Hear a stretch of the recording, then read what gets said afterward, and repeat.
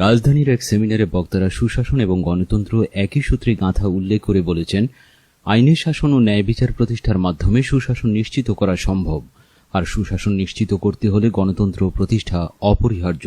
গতকাল pan Pacific hotel সোনারগাঁয়ের Padma হলরুমে এ seminar অনুষ্ঠিত হয়। দৈনিক আমার কাগজের 23তম প্রতিষ্ঠাবার্ষিকী উপলক্ষে সুশাসন প্রতিষ্ঠায় গণমাধ্যমের ভূমিকা শীর্ষক সেমিনারে আলোচনায় অংশ নেন রাষ্ট্রপতির প্রেস সচিব মোহাম্মদ সরোয়ার আলম, যুব ও ক্রীড়া সচিব মোহাম্মদ মাহবুবুল আলম, বিজ্ঞান ও প্রযুক্তি মন্ত্রণালয়ের সচিব মোহাম্মদ আনোয়ার হোসেন, শ্রম ও কর্মসংস্থান মন্ত্রণালয়ের সচিব Mohammad Abdur Rahman Tarafdar, anti terrorism unit প্রধান অতিরিক্ত আইজিপি রেজাউল করিম, সাবেক স্বাস্থ্য সচিব সাইদুর রহমান, সিনিয়র সাংবাদিক শওকত মাহমুদ, বাসস এর ব্যবস্থাপনা পরিচালক ও প্রধান সম্পাদক কামাল উদ্দিন সবুজ, সিনিয়র সাংবাদিক এম এ আজিজ, সাংবাদিক কল্যাণ ট্রাস্টের ব্যবস্থাপনা পরিচালক বাসির জামাল, গণযোগাযোগ অধিদপ্তরের মহাপরিচালক আব্দুল জলিল, বিএফইউজের সাংগঠনিক সম্পাদক এরফানুল হক নাহিদ, বিএসআরএফ এর সাবেক সভাপতি ফসিউদ্দিন মাহতাব, ফেনী রিপোর্টার্স ইউনিটের সভাপতি ও দৈনিক ফেনী সময় সম্পাদক শাহাদাত হোসেন প্রমুখ। মূল প্রবন্ধ উপস্থাপন করেন কবি, লেখক ও কলামিস্ট, পুলিশের সাবেক উপপরিদর্শক কাজী জিয়াউদ্দিন। সভাপতিত্ব করেন ও স্বাগত বক্তব্য দেন দৈনিক আমার কাগজ সম্পাদক ফজলুল হক ভূঁইয়া রানা। অনুষ্ঠান সঞ্চালনায় ছিলেন পুলিশের সাবেক উপমহাপরিদর্শক রকফার সুলতানা খানম এবং দৈনিক আমার কাগজের বার্তা সম্পাদক তোফায়েল হোসেন।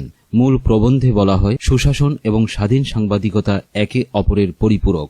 এই দুয়ের সহাবস্থান না থাকলে একটি রাষ্ট্র কখনো টেকসই উন্নয়ন, সামাজিক স্থিতি কিংবা আন্তর্জাতিক মর্যাদায় উত্তীর্ণ হতে পারে না।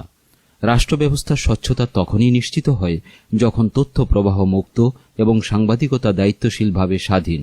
আরও বলা হয়, সুশাসন কোনো একক প্রতিষ্ঠানের কাজ নয়, এটি একটি সমন্বিত প্রক্রিয়া যেখানে প্রশাসন, বিচার ব্যবস্থা, রাজনৈতিক নেতৃত্ব, নাগরিক সমাজ এবং গণমাধ্যম সবই একসাথে কাজ করে। কিন্তু এই সমন্বয়ের ভেতরে গণমাধ্যমের একটি বিশেষ ভূমিকা রয়েছে।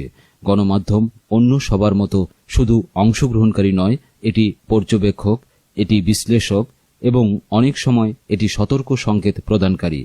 যখন রাষ্ট্র সঠিক পথে থাকে, গণমাধ্যম সেটিকে শক্তিশালী করে, আর যখন রাষ্ট্র ভুল পথে যায়, গণমাধ্যম সেটিকে সতর্ক করে। এই ভারসাম্যটিই সুশাসনের মূল।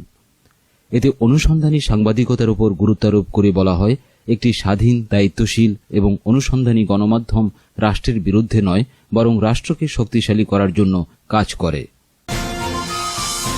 কেটিভি বাংলা, বিশ্বের চোখে বাংলাদেশ।